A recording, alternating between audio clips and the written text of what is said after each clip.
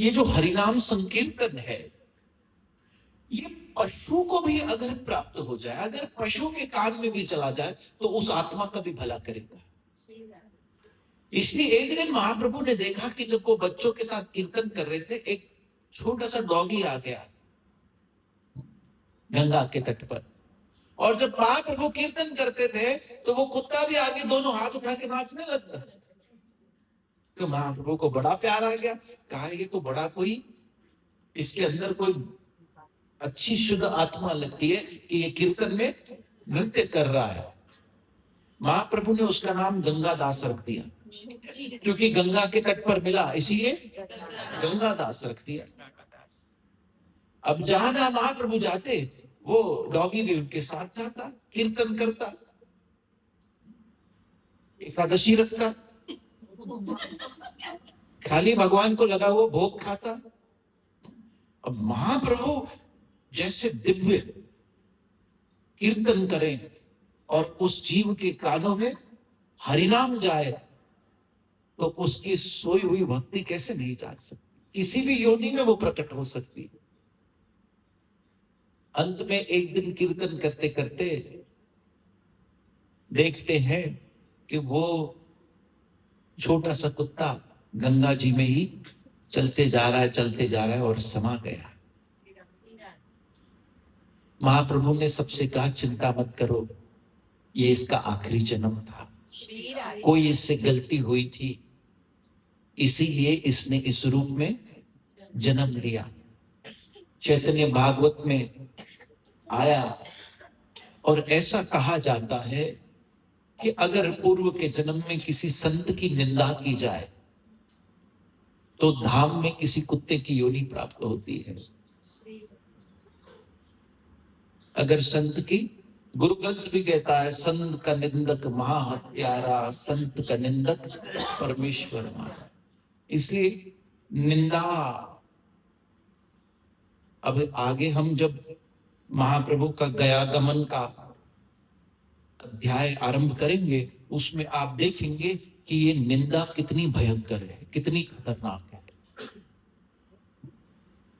संत कबीर ने तो यहां तक कहा कि मां से बढ़कर वो व्यक्ति है जो हमारी निंदा करता है। ऐसा क्यों कहा पता है? क्योंकि जब शिशु मल कर देता है, पॉटी कर देता है, तो मां उसे हाथ से साफ करती है, स्वच्छ करती है। लेकिन निंदा करने वाला हमारा मल अपनी जीभ से निंदा करके साफ करता है। मतलब जब कोई हमारी निंदा करता है या हम किसी की निंदा करते हैं, तो हम उसके बुरे कर्म अपने सर पर ले रहे हैं। इसीलिए कहा, निंदक न्यारे राखिए, नियरे राखिए, उसको अपने करीब रखिए, क्योंकि वही है जो हमें पापों से जल्दी छुटकारा दिला रहा है, खुद के सर पर लेकर। इसलिए सावधान, बहुत सावधान। इस तरह से महाप्रभु बड़ी अद्भुत अद्भुत लीलाएं करने लगे। एक तीर्थक ब्राह्मण किसको कहते हैं? जो भ्रमण करते करते सारे तीर्थों में घूमते रहते हैं। एक दिन गंगा तट पर एक ब्राह्मण स्नान कर निकले, तो जगन्नाथ मिश्रा जी ने देखा कि बड़े दिव्य तेजस्वी ब्राह्मण आए हैं। जगन्नाथ मिश्रा जी ने उस तीर्थक ब्राह्मण से प्रार्थना की कि महाराज, आप तीर्थ पर यात्रा पर निकले हैं, कृपया आप मेरे घर आएंगे, मैं आपकी सेवा करना चाहता हूं। आपने कई समय से कुछ भोजन नहीं किया होगा, मैं आपके भोजन की व्यवस्था करता हूं। उस तीर्थक ब्राह्मण ने कहा, देखो मिश्र पुरंदर, देखो मैं तुम्हारे घर तो आ जाऊं, लेकिन मेरा एक नियम है कि मैं किसी और के बनाए हुए अन्न को ग्रहण नहीं करता। मैं स्वयं अन्न बनाता हूं, स्वयं भोग लगाता हूं और स्वयं उसके बाद ही ग्रहण करता हूं। अगर मुझे ऐसा स्थान नहीं मिलता तो हमारा क्या है, हमारी तो हर दिन ही एकादशी है।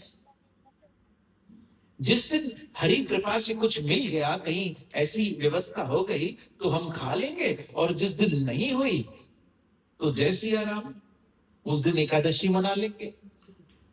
श्री प्रभुपाद जी का वृंदावन में जब रहा करते थे तो मधुकरी करके खाया करते ब्रजवासियों के यहाँ।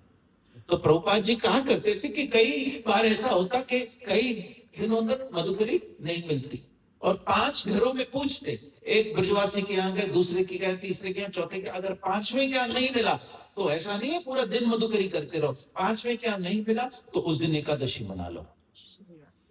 पूरी तरह कृष्ण पर आधारित। आप देखिए कि यदि कृष्ण चाहते हैं कि आज मुझे कुछ मिले तो मुझे मिल जाएगा, और नहीं चाहते हैं तो ठाकुर जी जैसी आपकी इच्छा। और हम देखिए छोटी छोटी चीजों में भगवान को कितना दोष देते हैं।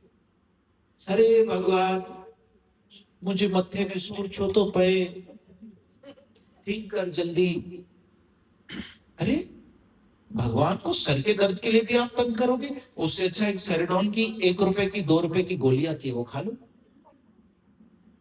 प्लीज समझिए कि वो हमारी सेवा करने के लिए नहीं है, हम उसकी सेवा करने के लिए हैं।